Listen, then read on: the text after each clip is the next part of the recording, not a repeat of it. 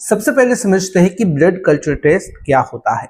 Blood culture एक महत्वपूर्ण lab test है जिसका उपयोग यह पता लगाने के लिए किया जाता है कि खून में बैक्टीरिया या फिर फंगस जैसे कीटाणु मौजूद हैं या नहीं। सामान्य रूप से खून स्टेराइल होता है, यानी उसमें कोई कीटाणु नहीं होते, लेकिन जब शरीर में गंभीर संक्रमण होता है और कीटाणु खून में पहुंच जाते हैं तो यह स्थिति खतरनाक हो सकती है। इसी को पहचानने के लिए ब्लड कल्चर टेस्ट किया जाता है। इस टेस्ट में खून का सैंपल लेकर विशेष बोतलों में रखा जाता है जिनमें कीटाणु बढ़ सकते हैं। अगर खून में कोई बैक्टीरिया या फिर फंगस मौजूद है तो कुछ समय के बाद वे लैब में बढ़ने लगते हैं और उनकी पहचान हो जाती है। इससे डॉक्टर को यह समझने में मदद मिलती है कि संक्रमण किस वजह से हुआ है और कौन सी दवा सबसे ज्यादा प्रभावी रहेगी।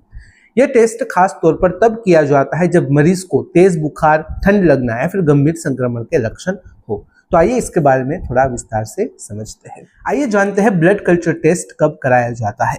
ब्लड कल्चर टेस्ट आमतौर पर तब कराया जाता है जब डॉक्टर को शक होता है कि शरीर में गंभीर संक्रमण है और वह खून तक फैल चुका है। अगर किसी व्यक्ति को बार बार तेज बुखार, ठंड लगना, कपकपी, कमजोरी, लो ब्लड प्रेशर या फिर तेज दिल की धड़कन इस प्रकार के लक्षण हो तो डॉक्टर इस टेस्ट की सलाह दे सकते हैं। यह टेस्ट खासकर सेप्सिस नाम की खतरनाक स्थिति में बहुत ही जरूरी होता है, जिसमें संक्रमण खून के जरिए पूरे शरीर में फैल जाता है।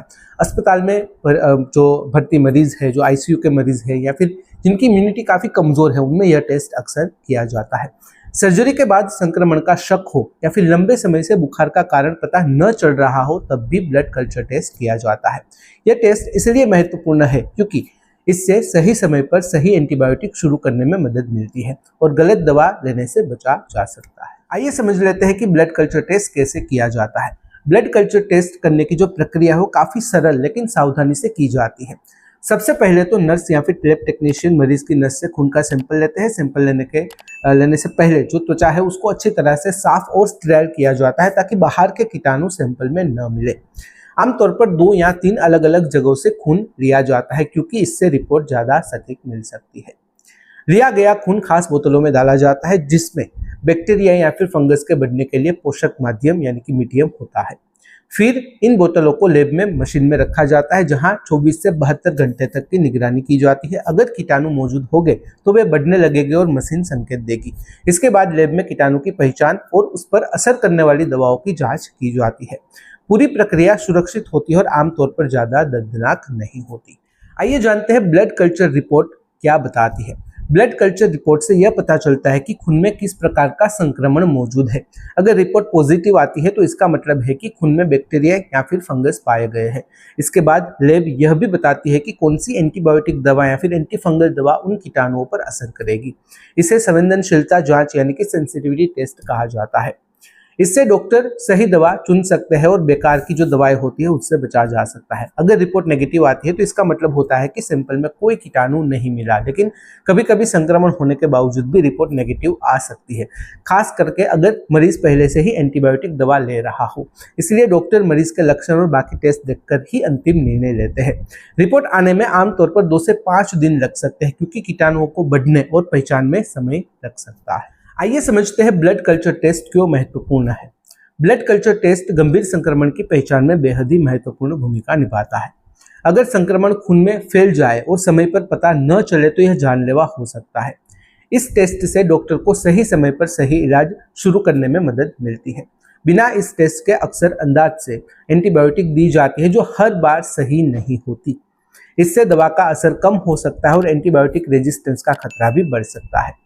ब्लड कल्चर से सही कीटाणु की पहचान होने पर टारगेट इलाज शुरू किया जा सकता है जिससे मरीज जल्दी ठीक होता है और जटिलताएं कम होती है। आईसीयू मरीज, नवजात बच्चे और बुजुर्गों में यह टेस्ट और भी ज्यादा महत्वपूर्ण हो जाता है।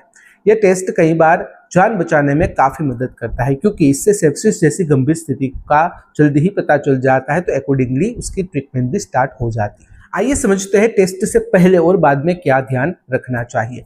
ब्लड कल्चर टेस्ट से पहले कोई खास तैयारी की जरूरत नहीं होती, लेकिन एक महत्वपूर्ण बात है कि अगर डॉक्टर ने कहा हो तो सैंपल देने से पहले एंटीबायोटिक दवा न ले क्योंकि दवा लेने से रिपोर्ट गलत आ सकती है। टेस्ट के दौरान हल्का दर्द या फिर चुभन महसूस हो सकती है जो सामान्य है। टेस्ट के बाद सैंपल वाली जगह पर कुछ मिनट दबाव रखना चाहिए ताकि सूजन या फिर खून न निकले। आमतौर पर इस टेस्ट से कोई बड़ा जोखिम नहीं होता। बहुत ही कम मामलों में हल्की सूजन या फिर नीला निशान बन सकता है जो कुछ ही दिनों में ठीक हो जाता है। रिपोर्ट आने तक डॉक्टर मरीज की स्थिति देखकर अस्थायी इलाज शुरू कर सकते हैं। रिपोर्ट मिलने के बाद दवा बदली या फिर तय की जाती है, इसलिए टेस्ट के बाद भी डॉक्टर की सलाह और फॉलोअप काफी जरूरी होता है। आइए जानते हैं ब्लड कल्चर टेस्ट की लिमिटेशंस और फॉल्स पॉजिटिव क्या होता है। देखिए, ब्लड कल्चर टेस्ट बहुत ही उपयोगी है, लेकिन इसकी कुछ सीमाएं लिमिटेशंस भी होती है। सबसे बड़ी लिमिटेशन यह है कि हर बार संक्रमण होने पर रिपोर्ट पॉजिटिव नहीं आती। अगर मरीज पहले से ही एंटीबायोटिक दवा ले रहा हो तो खून में मौजूद बैक्टीरिया दब सकते हैं और रिपोर्ट नेगेटिव आ सकती है, जबकि वहां पर संक्रमण मौजूद होता है। इसे फॉल्स नेगेटिव कहते हैं। दूसरी तरफ फॉल्स पॉजिटिव भी हो सकता है, जब सैंपल लेते समय त्वचा के सामान्य बैक्टीरिया गलती से बोतल में चले जाए और लैब में बढ़ जाए, इससे रिपोर्ट पॉजिटिव दिख सकती है, जबकि असल में संक्रमण हुआ ही ना हो। इसलिए सैंपल लेने के दौरान सख्त सफाई और स्टेराइल तकनीक जरूरी होती है। कभी कभी धीमी गति से बढ़ने वाले बैक्टीरिया की पहचान में समय लगता है, जिससे रिपोर्ट आने में देरी भी हो सकती है।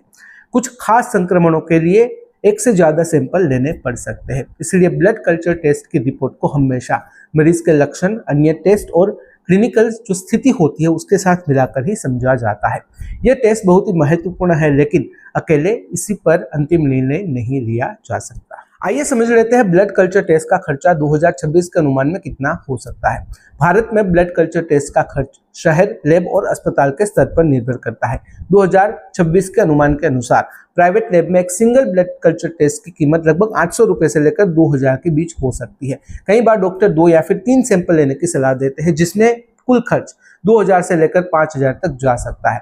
बड़े कॉर्पोरेट अस्पतालों में मशीन मॉनिटरिंग और एंटीबायोटिक सेंसिटिविटी टेस्ट भी शामिल होने पर खर्चा और ज्यादा बढ़ सकता है।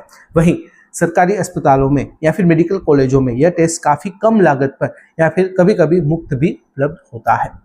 खर्च में लैब की तकनीक, ऑटोमेटेड मशीन और रिपोर्ट की डिटेल शामिल होती है।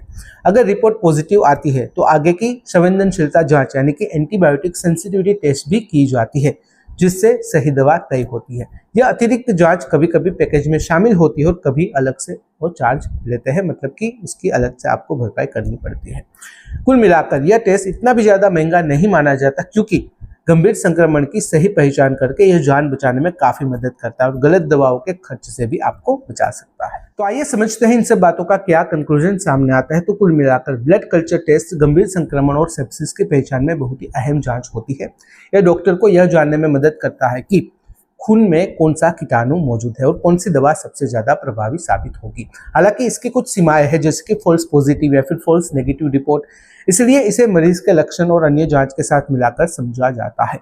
सही समय पर किया गया ब्लड कल्चर टेस्ट इलाज की दिशा बदल सकता है और जान बचाने में काफी मदद कर सकता है। इसलिए लंबे समय तक बुखार या फिर गंभीर संक्रमण हो, लक्षण दिखे तो डॉक्टर की सलाह पर यह टेस्ट करवाना काफी जरूरी माना जाता है। तो यह थी सामान्य जानकारी ब्लड कल्चर टेस्ट के बारे में। अगर इस वीडियो से रिलेटेड कोई भी सवाल है कमेंट में बेझिझक पूछ सकते हो। कमेंट में अगर आप अनकंफर्टेबल हो डायरेक्टली मुझे मेल कर सकते हो qa.hm@gmail.com पर।